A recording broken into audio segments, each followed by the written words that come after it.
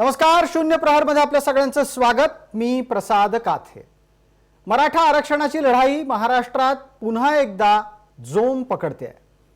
ही जोम धरत असलेली मराठा आरक्षणाची लढाई संभाजीराजे छत्रपती यांच्या नेतृत्वात लढली जावी अशी बहुतांश मराठा समाजाची भावना आहे। संभाजीराजे छत्रपती हे छत्रपतींच्या घराण्यातलं काहीसं नेमस्त असं व्यक्तिमत्व। ते नेमस्त असले तरी आपल्या भूमिकेबाबत अत्यंत ठाम असतात। ते आपल्या भूमिकांचा अभ्यास करून त्याचं सादरीकरण करतात आणि ते आपल्या भूमिकांचा पाठपुरावा सुद्धा करतात। आपण घेतलेली भूमिका ही क्षणाक्षणाला बदलावी लागू नये याकडे संभाजीराजे छत्रपती यांचं अत्यंत काटेकोर लक्ष असतं।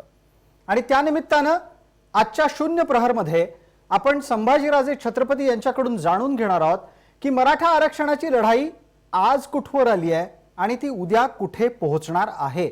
त्याचबरोबर रायगड संवर्धनाच्या स्वप्नातल्या त्यांच्या प्रोजेक्टविषयी त्यांना काय वाटतं। शून्य प्रहरमध्ये आजची बातचीत संभाजीराजे छत्रपती यांच्यासोबत।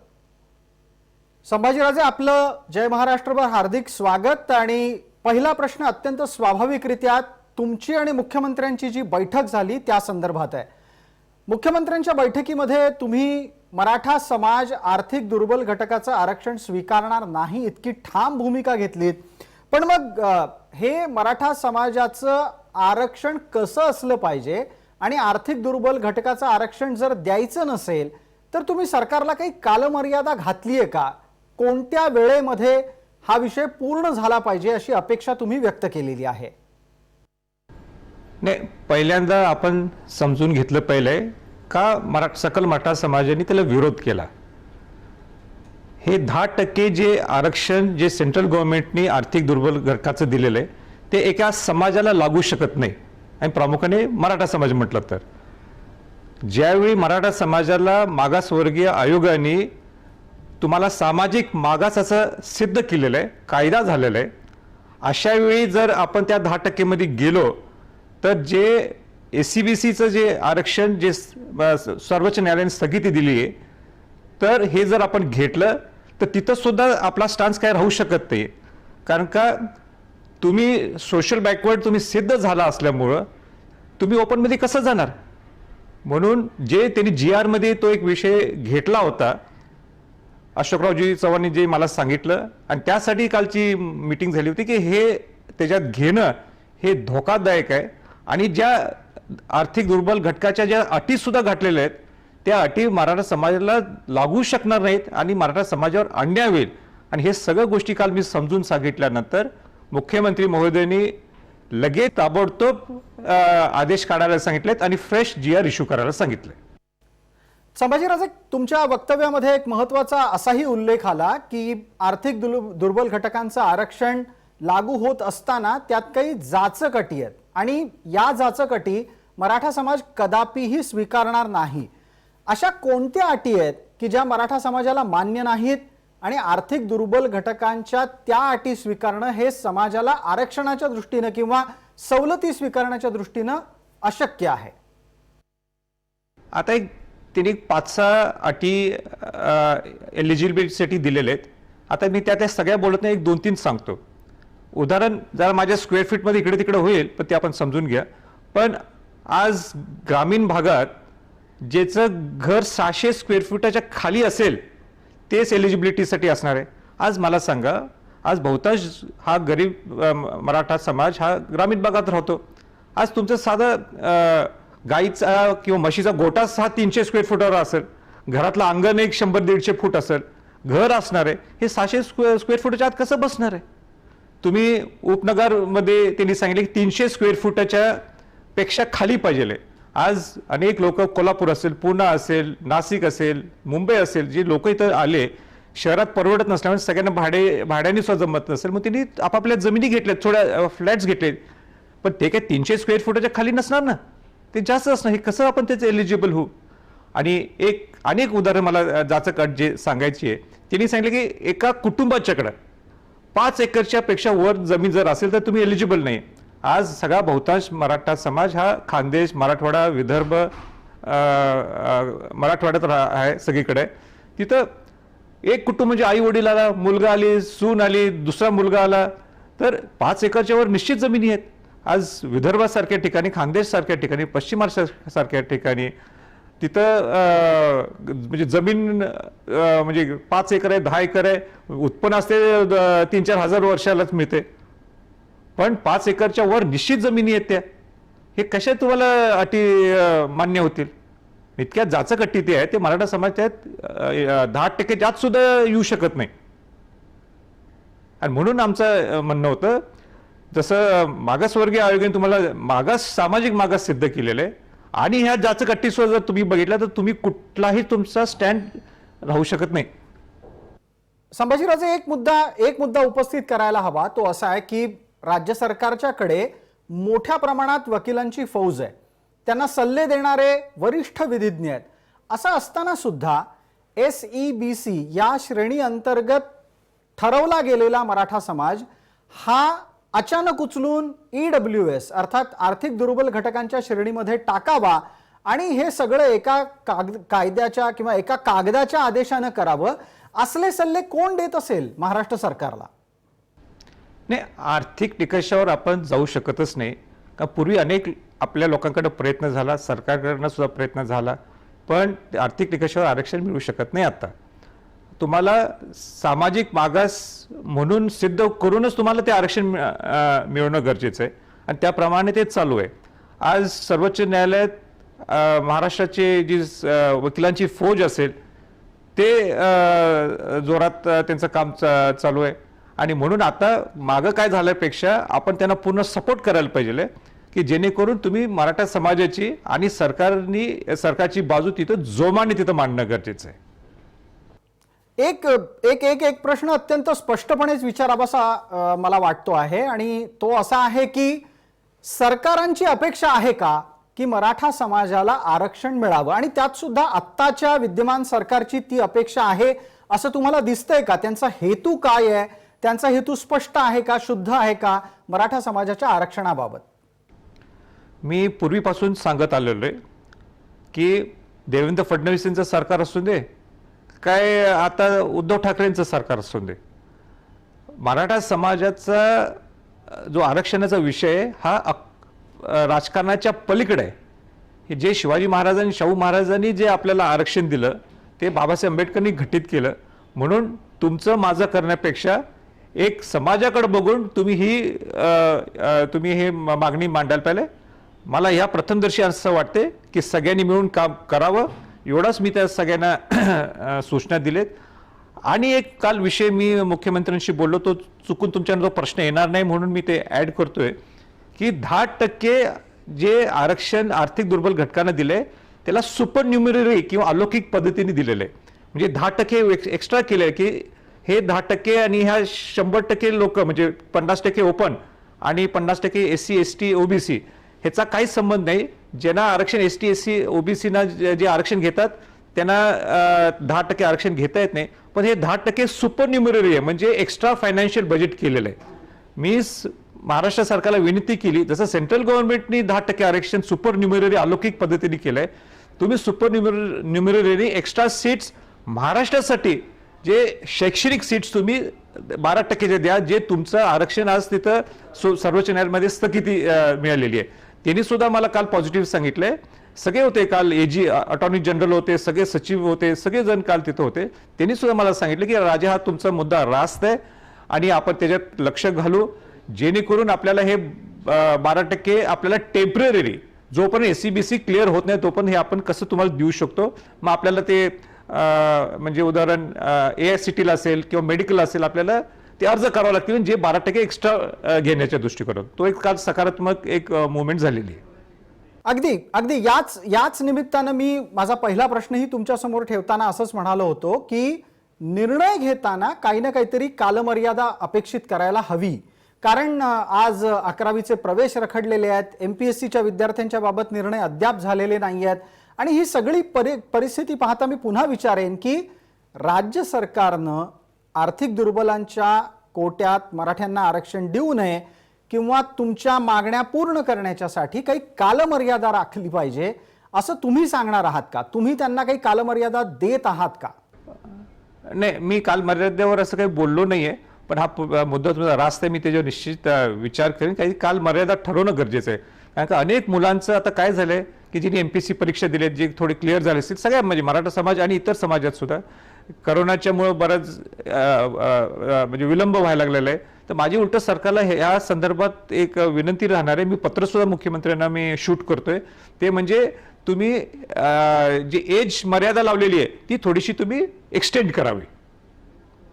संभाजीराजे, आपण एका बाजूला मराठा समाजाची लढाई लढत असताना दुसऱ्या बाजूला सातारच्या गादीचे वंशज असलेल्या उदयनराजे यांच्याकडून काही प्रतिक्रिया आल्या. उदयनराजेंचं वक्तव्य काय आहे ते ताजं आहे अगदी आणि ते सर्वांपर्यंत पोहोचलेलं आहे. उदयनराजे म्हणतात की सरसकट सगळ्यांचं आरक्षण काढून टाका. अशा प्रकारची भूमिका कितपत योग्य आहे, ती कितपत तर्कसंगत आहे, आणि सगळ्यात महत्त्वाचं उदयनराजेंची ही भूमिका संभाजीराजेंना पटलेली आहे का? नाही, उदयनराजेंनी जी प्रतिक्रिया दिली असेल त्याच्यावर मी काही भाष्य करणार नाही. ते कितपत प्रॅक्टिकल आहे त्याचं उत्तर ते देऊ शकतील. पण मी शिवाजी महाराजांचा आणि शाहू महाराजांचा वंशज या नात्याने सांगू इच्छितो की स्वराज्य निर्माण करत असताना शिवाजी महाराजांनी 18 पगड जात 12 बडोतेदारांना घेऊन स्वराज्य निर्माण केलं, नुसतं मराठ्यांना नाही.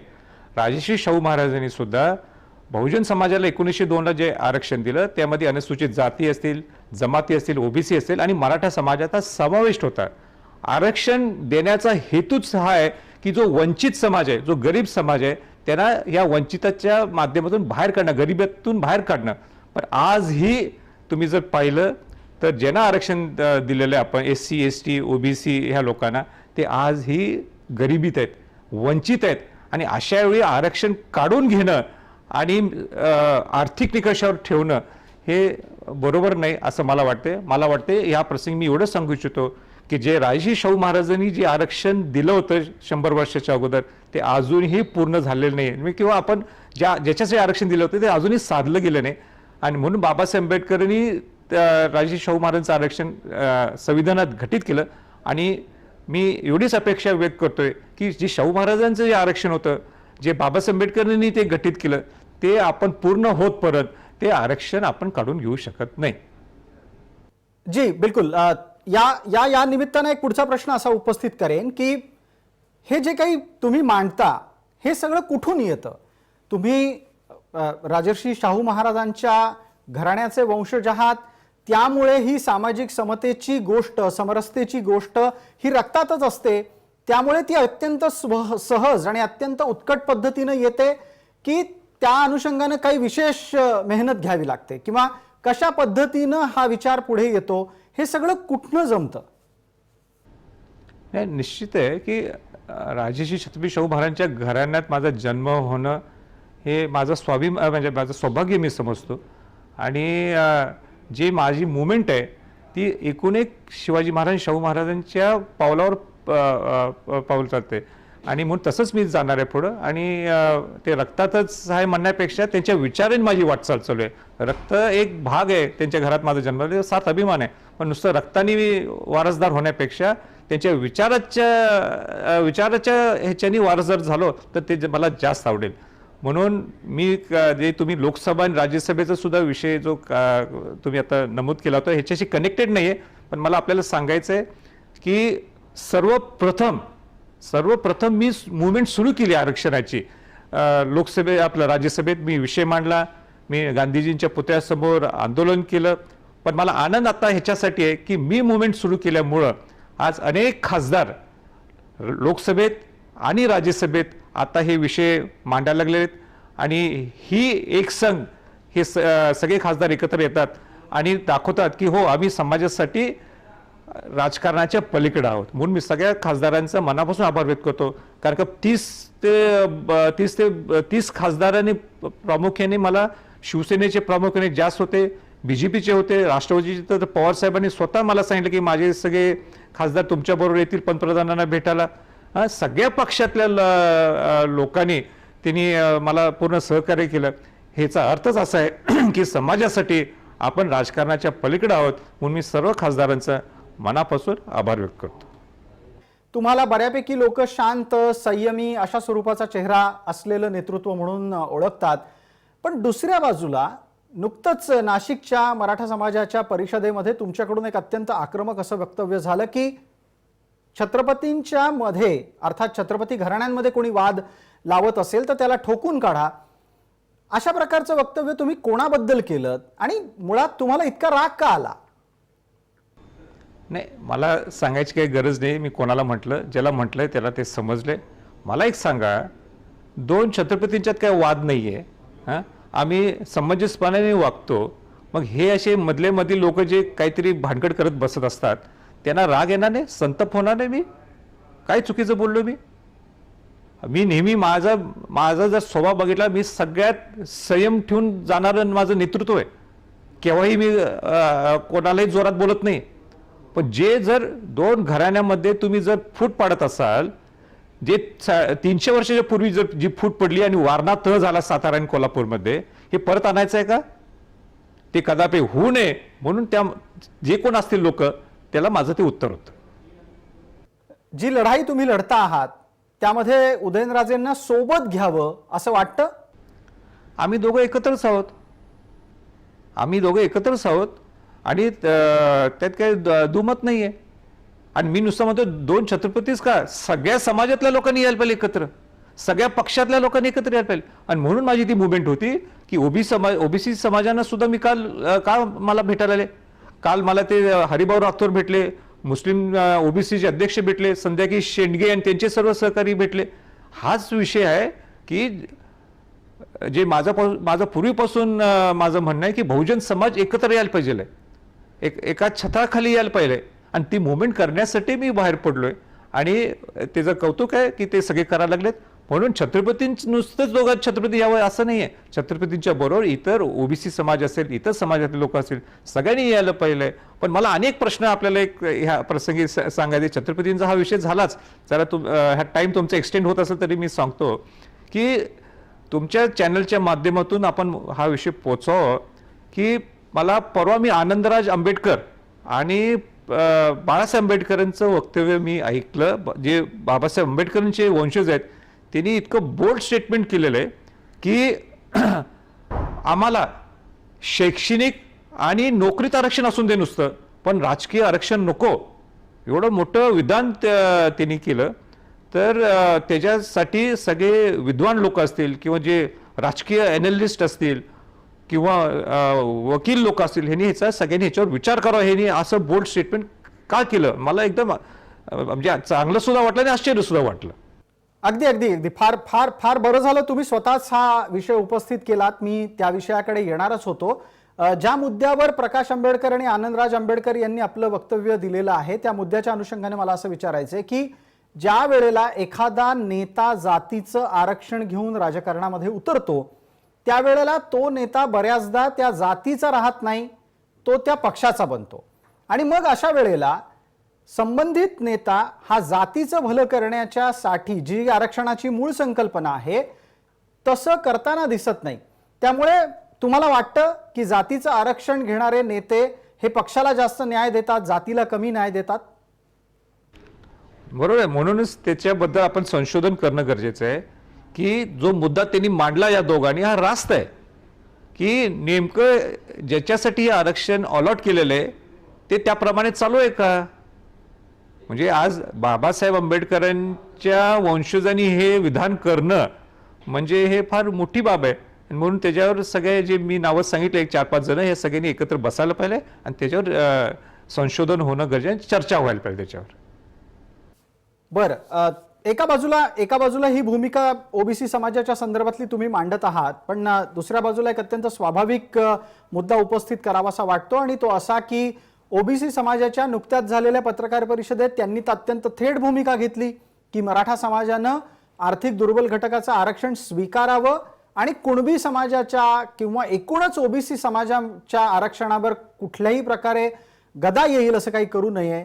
स्पष्ट शब्दात त्यांचं म्हणणं असं होतं की मराठ्यांनी ओबीसी समाजामध्ये आरक्षणासाठी घुसू नये, ओबीसी समाजाच्या आरक्षणाला धक्का लावू नये. संभाजीराजेंची काय प्रतिक्रिया आहे? नाही, एक तर क्लिअर कट आहे, ओबीसी मध्ये जे त्यांना आरक्षण दिलं जाते त्यातलं आपण काही मागतच नाहीये. ओबीसीचा आणि आमचं काहीच वाकडं नाही. उलट 58 मोर्चे जे तयार झाले किंवा म्हणजे झाले 58 मोर्चे जे झाले त्याला ओबीसीचा पूर्ण सपोर्ट होता. म्हणून ओबीसी मध्ये जाऊन त्यांचं आरक्षण काढायचा हा हेतूच नाही आहे. हा वेगळाच वर्ग तयार केलेला आहे एसीबीसी. आपण त्याच्यातनं घ्यायचा जायचा विषयच नाहीये. म्हणून जे मनात त्यांच्या शंका आहे की आमचं काढून घेतील त्याच्यासाठी तर मी काल मला ओबीसीचे लोक भेटायला आले आणि प्रामुख्याने नंतर शेंडगे आणि त्यांचे सर्व ओबीसी मला भेटले. मला सांगा, मी शिवाजी महाराज शाहू महाराजांचा वंशज आहे. माझी सुरुवातच ही होती की स्वराज्य निर्माण करताना नुसतं मराठ्यांचं नव्हतं किंवा राजश्री शाहू महाराजांनी जे आरक्षण दिलं होतं की नुसतं ते मराठ्यांसाठी दिलं नाही, ते बहुजनांसाठी दिलं होतं. त्यामध्ये सगळ्या अनुसूचित जाती जमाती ओबीसी आणि मराठ्याचा समावेश होता. म्हणून जे काही कोणी वाद निर्माण केले असतील किंवा ते दोघांच्यात ते निर्माण केलं असेल ते अजिबात तसं काही नाही. आम्ही ओबीसीच्या बरोबर आहोत, ओबीसी आमच्या बरोबर आहेत. बहुजन समाजाला एकत्र ठेवण्याचा हा संभाजीराजांचा मानस आहे. पण मग असं सांगत असताना म्हणजे तुम्ही ही भूमिका एका बाजूला मांडता आहात आणि दुसऱ्या बाजूला तुम्ही म्हणताय की राजकारण म्हणजे राजकीय आरक्षण असता कामा नये. हे दोन्ही कसं काय असू शकतं? म्हणजे या दोन्ही भूमिका कशा असू शकतात एका नेत्याच्या?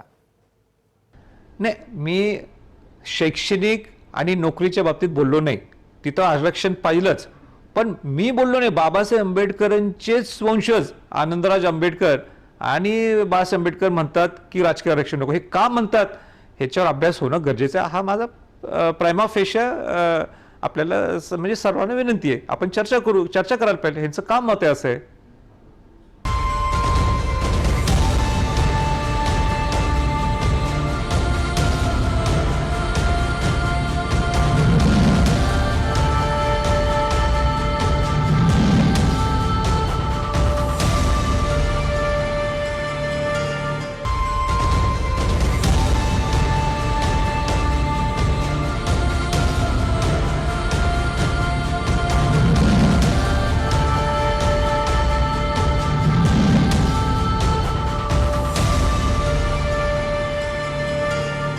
महाराष्ट्रात सध्या असा प्रचार सुरू आहे की पंतप्रधान काही या विषयावर अर्थात मराठा आरक्षणाच्या विषयावर भेटीची वेळ द्यायला तयार नाही आहेत आणि तसा प्रचार मोठ्या प्रमाणात होत असताना तुम्हीच त्याचा खुलासा केलात तर बरं होईल. नक्की घडतंय काय? पंतप्रधान वेळ देत नाही आहेत की काही इतर काही गोष्टी आहेत आणि त्या केवळ आणि केवळ तांत्रिक आहेत आणि मुळात याच्यात राज्य सरकारची जबाबदारी किती आहे? नाही, पहिलं प्रायमा फेशिया प्रथम दर्शनी हे दिसते की हा राज्य शासनाचा विषय का. म्हणूनच ते ओबीसी म्हणतो, म्हणूनच ते मागासवर्गीय आयोगाने मराठा समाजाला सामाजिक मागास हे सिद्ध केलं, कायदा झाला. म्हणून पहिली जबाबदारी हे महाराष्ट्र शासनाचीच आहे. म्हणून आपण त्याच्यावर पहिलं बोलणं गरजेचं आहे. पंतप्रधान वेळ द्यायचा विषय असा येत नाही. मला वैयक्तिक जाऊन भेटायचं असलं असतं मी केव्हाही भेटलो असतो त्यांना. मला जर स्वार्थ नुसता संभाजीराजे म्हणून साधायचा असला असता मी जाऊन भेटून मोकळं झालो असतो, केली असती मी न्यूज. पण मी तसं करणारा व्यक्तिमत्व नाही. माझं हे आहे की समाजाला घेऊन जायचंय म्हणून मी सगळ्यांना घेऊन गेलो. पण कोरोनाची महामारी असल्यामुळं तेवढ्या सगळ्या खासदारांना एकत्र ते भेट देतील का हा प्रश्नचिन्ह आहे. पण मी आजही अपेक्षा व्यक्त करतोय की त्यांनी आम्हाला भेट द्यावी. मला सांगा, हा विषय स्टेटचा असला तरी ह्या प्रथम दर्शनी, पण खासदार या नात्याने आणि सर्व पक्षातल्या खासदार या नात्याने आम्ही पंतप्रधानांना आमच्या व्यथा आमचे दुःख सांगायचे नाहीत का? आणि म्हणून ते मी त्यांची अपॉइंटमेंट सगळ्यांच्या वतीनं मागितलेली आहे आणि ते देतील असं मला विश्वास वाटतो. बर, एक पुढचा प्रश्न स्वाभाविकरित्या उपस्थित राहतो तो शरद पवारांच्या वक्तव्याबाबत. शरद पवारांचं ताजं वक्तव्य आपल्या समोर आहे. ते असं म्हणतात की दोन्ही छत्रपती आता भाजपच्या मदतीनं संसदेत गेलेले आहेत तर त्यांनी भाजपची मदत घ्यावी आणि मराठा आरक्षणाचा विषय निकाली लावावा. प्रश्न उपस्थित हा राहतो की पवारांना असं वक्तव्य करायची काय गरज होती आणि हे त्यांचं वक्तव्य संभाजीराजे कोणत्या दृष्टीनं पाहतात, त्याच्यावर संभाजीराजेंची काय थेट प्रतिक्रिया असणार आहे? पवार साहेबांच्या बद्दल मला काही भाष्य करायचं नाही. मला माझ्याबद्दल जर विचारायचं असेल तर सर्वप्रथम मराठा समाजाचा आवाज मी राज्यसभेत उठवला. त्याच्यानंतर जर कोणी आज पण आंदोलन पार्लमेंटच्या अंगणात केलं असेल तर मी एकमेव संभाजी छत्रपती आहे. मला आनंद आता हा आहे की आता अनेक खासदारांनी सुद्धा लोकसभेत आणि राज्यसभेत आज मराठा समाजाच्यावर आवाज उठवायला त्यांनी सुरुवात केलेली आहे. याबद्दल मी सर्व खासदारांचा सुद्धा आभार व्यक्त करतो. आणि म्हणून जी माझी भूमिका आहे ती मी त्या भूमिकांनी चालतो. दुसऱ्याच्या भूमिकेवर मी केव्हाही विधान करत नाही आजपर्यंत. संभाजीराजे यांना वाटतं असं की महाराष्ट्रातले सगळे राजकीय पक्ष मनानं मराठा आरक्षणाच्या पाठीशी उभे आहेत आणि आतून कोणाला काही वेगळं वाटत नाहीये आणि तसं काही वागणं पण कोणाचं पडद्याआड काही चाललेलं नाहीये? नाही, निश्चित मला वाटतं, मला नाही वाटत असं कोण काय करत असेल. नाही तर तो कायदाच पास झाला नसता ना. आज तो 58 मोर्चाच्या नंतर मागासवर्गीय आयोगाने जो सामाजिक मागास आपल्याला सिद्ध केलं, कायदा झाला आणि त्यावेळी एकूण एक आमदारांनी त्याला वोट केलेलं आहे. म्हणून मला वाटतं हाच प्रश्न आपण ते सारखं येऊ नये अशी माझी आपल्याला विनंती आहे की आपण मग ते काँग्रेस असू दे, शिवसेना असू दे, BJP असू दे, राष्ट्रवादी असू दे, सगळ्यांनी एकजुटाने मराठा समाजाचा प्रश्न सोडावेत. आणि जर कोणाच्या मध्ये काही खतखत असेल ते सगळ्यांनी बाजूला काढावे आणि समाजासाठी सगळ्या पक्षातल्या लोकांनी एकत्र यावं ही माझी प्रामाणिक इच्छा आहे. मी पहिल्या दिवशीपासून सांगतो, देवेंद्र फडणवीस असताना सुद्धा सांगितलं, उद्धव ठाकरे आहेत त्यावेळी त्यांना मी सांगतो की समाजासाठी मुख्यमंत्री आणि विरोधी पक्षनेते हे एकत्र येऊन एकदा तुम्ही प्रेस कॉन्फरन्स घेऊन सांगा की आम्ही किती प्रामाणिक आहोत. मराठा आरक्षणाच्या नंतर चर्चा थोडीशी आता पुढे नेऊ आपण. तुमचा एक ड्रीम प्रोजेक्ट, तुमच्या स्वप्नातला प्रकल्प या नात्यानं रायगडाच्या पुनर्बांधणीकडे पाहिलं जातं. रायगडाच्या पुनर्बांधणीचं काम आत्ता कुठवर पोहोचलंय? पहिलं म्हणजे तुमचा प्रश्न चुकला. तुम्ही म्हटला पुनर्बांधणी आणि तुमचा प्रश्न का चुकू शकतो हे मला सांगायचं आहे, का चुकला हे सांगायचं आहे. त्यात तुमची काही चूक नाही आहे. कारण का आजपर्यंत आपण संवर्धन, जतन आणि पुनर्बांधणीचा अर्थच आपल्याला महाराष्ट्राला समजलेला नाही आहे. आणि म्हणून मी त्याचा पूर्ण अभ्यास केला आहे. आपले किल्ले पुनर्बांधणी होऊ शकत नाहीत. किल्ले जर पुनर्बांधणी तुम्ही करायला गेला तर जुना इतिहास तुम्ही मोडून काढाल. म्हणजे एक दगड 300 किलोच्या दगडवर तुम्ही जर आता 100 किलोचा दगड ठेवा लागला तर इतिहास राहू शकत नाही. उद्या तुम्ही ओळखू शकणार नाही शिवाजी महाराजांचं जुनं बांधकाम कुठलं, नवीन बांधकाम कुठलं. आणि तसं करणं हे चुकीचं होईल. जिथं पुनर्बांधणी करता येईल तिथं करायला पाहिजे, या सुद्धा मी मताचं आहे. पण संवर्धन आणि जतन हे रायगड किल्ल्याचं जोरात चालू आहे. तिथं एका प्रश्नात हे सगळे उत्तरं देऊ शकत नाही, पण शास्त्रोक्त पद्धतीने मग ते फरसबंद असेल, तिथं डागडुजी असेल, सगळ्यात प्रामुख्याने उत्खनन असेल, या अशी अनेक कामं या 1.5 वर्षात चालू झालेत. माझी सर्व शिवभक्तांना विनंती आहे, आपण एकदा रायगडला या, कामं बघा काय चालू आहेत. मला कल्पना आहे हे काय कामं रस्ता बांधायचे किंवा ब्रिज बांधायचे नाही, लगेच होणार नाहीत. ते टप्प्याटप्प्याने होणार. उदाहरण शास्त्रोक्त पद्धत म्हणजे उदाहरण तुम्हाला फरसबंद बांधायचे, तिथं तुम्ही सिमेंट 1% सुद्धा मी सिमेंट लावत नाही. तिथं चुना असेल, बेलफळ असेल, सुरखी असेल, त्याचं कॉम्बिनेशन करून इतकं सगळे एक्सपर्ट्स आम्ही घेतलेले आहेत. आणि पहिल्यांदा असं रोल मॉडेल झालंय की इतिहासात जिथं स्टेट गव्हर्नमेंट, सेंट्रल गव्हर्नमेंट एकत्र करायला लागलेत. आणि ह्याच्यामुळं आता 9 किल्ले 15 फायनान्स कमिशनच्या माध्यमातून सुद्धा आम्ही 9 किल्ले त्या घेतले की रायगड मॉडेलप्रमाणे ते आपण किल्ले तसे रायगड मॉडेलप्रमाणे आपण हे सेंट्रल गव्हर्नमेंटचे हे 9 किल्ले करू शकतो. एक मुवमेंट चांगली चालू झालेली आहे. एवढंच मी या प्रसंगी सांगेन. अगदी फार फार बरं झालं तुम्ही या निमित्तानं पुनर्बांधणी, जतन आणि संवर्धन या शब्दांमधले भेदही स्पष्ट केलेत आणि पुनर्बांधणी ऐवजी जतन आणि संवर्धन हे शब्द वापरायला पाहिजेत यावरही आपण जोर दिलात. हे खूप बरं झालं. आता या निमित्तानं मग पुढचा प्रश्न असा की रायगडाच्या जतन आणि संवर्धनाच्या दरम्यान तिथला लोहरज्जू मार्ग अर्थात रोपवे याच्याविषयी पण तुम्ही मध्यंतरीच्या काळात अत्यंत हळवे होऊन बोललात. हा काय प्रकार घडलाय आणि रायगडाच्या रोपवेच्या संदर्भात तुमचे आक्षेप काय आहेत? आता मला सांगा, रोपवे हे 20-30 वर्ष अगोदर सुरुवात झाली, त्या जोगांचं मी कौतुक करतो. काय म्हणजे जे कोणी धाडस केली ना त्यांनी केली. पण आता त्यांची मनमानी एवढीच चालू आहे, त्यांनी एक परमिशन अजून त्यांनी पुरवठा खात्याकडे घेतली नाही. साधा MOU अजून त्यांचा झाला नाही. माझी चॅलेंज आहे त्यांनी MOU दाखवावं. झालाय MOU सुद्धा नाही. रायगड प्राधिकरण डेव्हलपमेंट करायला लागले. तिथं रायगड प्राधिकरण विश्वासात गोष्टी घेऊन करायला पाहिजे का नाही? रायगड प्राधिकरणाला डावलून हे डायरेक्ट सेंट्रल गव्हर्नमेंटकडे जातात आणि परमिशन आणतात. आज साधी त्याच्याकडे पुरातत्व खात्याने जी जागा पुरातत्व खात्याची आहे, वरची लँडिंग एरिया, पुरातत्व खात्याने अजून त्याने एसओपी तयार केली नाही. उद्या उलटं सुलटं काय झालं तर कोण जबाबदार आहे? तुम्ही पहिलं चॅनलवाले मला विचारा, रायगड प्राधिकरणचा अध्यक्ष म्हणून, तिथं काय अजून सुदैवाने ऍक्सिडेंट काय झाला नाही, पण जर तर काय ऍक्सिडेंट झाला तर तुम्ही मला पहिला प्रश्न विचारणार. माझं एवढंच म्हणणं आहे की रोपवे हा स्टेट ऑफ आर्ट पाहिजे आहे. तिथं तुम्ही रोपवे स्टेट ऑफ आर्ट आजही तो नाही आहे, बट सगळ्यात महागातलं महागात तिकीट लावतात. आज 500 रुपये कधी तिकीट लावतात. हे 500 रुपयाचं तिकीट सामान्य माणसाला परवडणार आहे काय? त्याच्यावर कोणाचा कंट्रोल आहे? कोणाचाही कंट्रोल नाही. त्यांनी 4 पैसे कमवले असतील, त्यांनी रायगड संवर्धनासाठी काय दिले, जतनसाठी काय CSR दिलाय? काही दिलं नाही. म्हणजे आम्ही त्यांच्यावर प्रश्न सुद्धा विचारला तेही चुकीचं का? आता नवीन आणि काहीतरी समजले, ती खालची जी जागा आहे ती त्यांची नाहीच आहे, ती अवकिरकर लोकांची आहे. हा मोठा फ्रॉड नाही का? म्हणजे मी गरीब लोकांची सुद्धा बाजू घ्यायची नाही का? आता तिथे एक अनेक प्रेस कॉन्फरन्स झाली की तिथं त्यांना उठून ठेवलेलं आहे, तिथे जे कामगार आहेत की आमच्या पोटावर पाय येणार आहे. मी कसं करीन? मी छत्रपतींचा वंशज आहे, त्यांना प्रोटेक्ट करायची माझी जबाबदारी आहे. पण त्यांना प्रोटेक्ट करत असताना हे जर मनमानी करत असतील, पाहिजे तो रेट लावत असतील, पाहिजे ते सिस्टम करत असतील, कोण एक माणूस सांगा मला रुपयेच्या बद्दल चांगला बोलतो? कोणी बोलत नाही. आज तुम्ही स्वतः रायगडला गेला, आपण शिवाजी महाराजांची राजधानी म्हणतो, त्या रायगड म्हणतो, तर इतकंच शास्त्रोक्त पद्धतीने सगळं आम्ही काम करावं. पण रोपवेची तुम्ही लँडिंग बघा आणि खाली बेस स्टेशन बघा, इतका घाण आहे.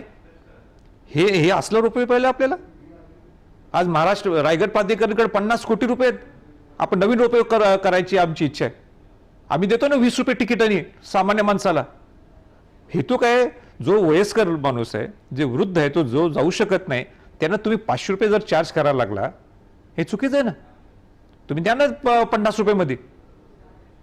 नाही तर आम्ही रोपे चालू करतो, आम्ही देतो 20 रुपये तिकीट. स्टेट ऑफ आर्ट देतो, गव्हर्नमेंट खर्च करायला तयार आहे ना. स्टेट गव्हर्नमेंटने DPR मध्ये 50 कोटी रुपये दिलेले आहेत. ठीक आहे, हा सगळा मुद्दा तुम्ही तुमच्या पद्धतीनं समोर अतिशय स्पष्टपणे मांडलात, ते फार बरं झालं. पण एक दुसरा प्रश्न त्या निमित्तानं उपस्थित झाला असा की रोपवे हा काही काल नाही आला, रोपवे हा बऱ्याच वर्षांपासून चालू आहे. मग रोपवेच्या संदर्भातले आक्षेप हे लक्षात यायला इतके दिवस का लागले आणि तुम्हाला ते नक्की कधी लक्षात आले? MOU झाला नाही हे मला 6 महिन्याच्या अगोदर कळालेलं आहे. MOU झाला नाही आणि मला पुरातत्व खात्याने रीतसर लेटर दिलंय की MOU झालेला नाहीये. त्यांची SOP तयार झालेली नाहीये. आणि अवकरीकरांनी सांगितलं हे मला 10-15 दिवसाच्या अगोदर कळालं. ती जागा त्यांची आहे, ही रोपवेची जागा नाहीये. आता ज्यांची जागा आहे ते सगळे धनगर समाजातले लोक आहेत, गरीब लोक आहेत, ते यांच्यावर अन्याय होऊन दिलं चालेल का? तुम्ही जर ते तिथले लोक, स्थानिक लोक म्हटले ठीक आहे, नाही राजे तुम्ही याच्यावर लक्ष घालू नका, ते होऊन दे नुकसान त्या धनगर समाजाचं, ठीक आहे, मला काय घेणं देणे, मी लक्ष काढून टाकतो त्याच्यात. 500 रुपये तिकीट लावायचं ना सगळ्या सामान्य माणसाला, लावून देत. परमिशन त्यांना घ्यायची नाही ना स्टेट गव्हर्नमेंटची, करून देत. त्यांना SOP नकोय ना, करून देत. उद्या मी लिहून देतो माझा आणि ह्या रोपेचा काही संबंध नाही, काय करायचं त्यांना करून दे. मग असं चालत असेल मला काही हरकत नाही, मी दुसरा नवीन रोपे करतो मग दुसरीकडनं. मी देतो 20 रुपये, मी म्हणजे रायगड प्राधिकरण देईल खर्च करून 20 रुपये पर हेड. माझा पहिलं प्रथम दर्शन एवढंच आहे की 2-2 रुपये करण्यापेक्षा काही ते मार्ग निघायला पाहिजे, एवढा प्रामाणिक प्रयत्न आहे. मी माझा वेळ देऊन तिथं जातो, खिशातनं 1 रुपये मी रायगड प्राधिकरणाकडे घेत नाही, डिझेलचा सुद्धा खर्च मी घेत नाही, राहायचा सुद्धा खर्च मी घेत नाही. एवढं प्रामाणिकपण करत असलं तर माझ्यावर जर शंका उपस्थित तिथले हे रुपयोले करत असेल, किती दुर्दैव आहे. मग शिवाजी महाराजांचा वंशज आहे मी, कुठलीही गोष्ट अशी चुकीची करणार नाही. अगदी तुम्ही ज्या पोटतिडकीनं रोपवेचा विषय मांडता आहात, पण दुसऱ्या बाजूला एक आणखीन प्रश्न मग उपस्थित राहतो की रोपवे सारखा विषय हा ज्या ज्या अडचणींच्या मधून जातोय ते पाहता त्याला काही स्थानिक राजकारणाचा तर कुठला संदर्भ नाहीये. रोपवेच्या प्रकरणात स्थानिक राजकारण तर नाहीये ना, आणि हे संभाजीराजेंना लक्षात येतंय का? स्थानिक राजकारणाचा कुठलाही एखादा शिंतोडा संभाजीराजेंच्या अंगावर येऊ नये अशी किमान अपेक्षा सगळ्यांचीच आहे. नाही, स्थानिक राजकारण काही नाहीये. रोपवे वाढवणीच त्याच्या कामगारांना उठवलेलं आहे. त्यांनी सांगू दे राजे, तुम्ही याच्यात लक्ष घालू नका. रोपेवाल्यांनी आजपर्यंत प्रेस कॉन्फरन्स घेतली का सांगा ना, का घेत नाही? त्या माणसाला बिचारानं का पाठवतं प्रेस कॉन्फरन्स घ्यायला? आयुष्यात बिचारे केव्हा प्रेस कॉन्फरन्स घेतली नाही, त्यांना पाठवा लागलेत. काय संबंध आहे पाठवायचं? तुम्ही घ्या ना प्रेस कॉन्फरन्स, माझ्या प्रश्नाचे उत्तर द्यायला सांगा. रोपेना विचारा आपल्या टीव्हीच्या आपल्या याच्या माध्यमातून, त्यांच्याकडे एमओयू आहे का दाखवायला सांगा. एमओयू आहे का? एसओपी तयार झाली आहे का विचारा सेंट्रल गव्हर्नमेंटची त्यांची, म्हणजे पुरातत्व खात्याची त्यांची दाखवायला सांगा एमओयू. त्यांना दाखवून देत ही जागा आमची आहे, ही अवघडकरांची जागा नाही आहे. दाखवून देत, 3 प्रश्न उत्तर देऊन देत. दाखवून देत की सगळ्यात महागडा आमचा रोपवे, आमचा स्टेट ऑफ आर्ट रोपवे नसताना सुद्धा आम्ही 500 रुपये लावतो. 5वा माझा प्रश्न आहे, त्यांनी आजपर्यंत काय दिले CSR रायगडच्या संवर्धन जतनसाठी काय केलं सांगा. हे 5 प्रश्न त्यांना विचारा माझ्या वतीनं, काय उत्तर देतात बघा तुम्ही. आणि तरी तुम्ही म्हटलं की याच्यात मी लक्ष घालायचं नाही रायगड प्राधिकरणचा अध्यक्ष म्हणून, बाजूला ठेवतो. सांगू दे सेंट्रल गव्हर्नमेंट स्टेट गव्हर्नमेंट, राजे तुम्ही हा विषय सोडून तुम्ही दुसरीकडे लक्ष घाला. ठीक आहे, मान्य आहे माझं, मला काही घेणं त्याने. ठीक. एक प्रश्न पटकन शेवटच्या टप्प्यातला आपल्याला विचारतो आणि तो असा आहे की रायगडाच्या संवर्धनाचं काम सुरू असताना तुमचा वैयक्तिक अनुभव काय आहे? सत्ताधारी मनापासून रायगडाच्या संवर्धनाच्या कामात तुमच्या सोबत आहेत का? 101% मला देवेंद्र फडणवीसांनी भरपूर मदत केली आणि त्यांनी मदत केल्यामुळे ते संवर्धन जतनचं सुरू झालं. मी उद्धव ठाकरेंचं सुद्धा या प्रसंगी कौतुक करतो.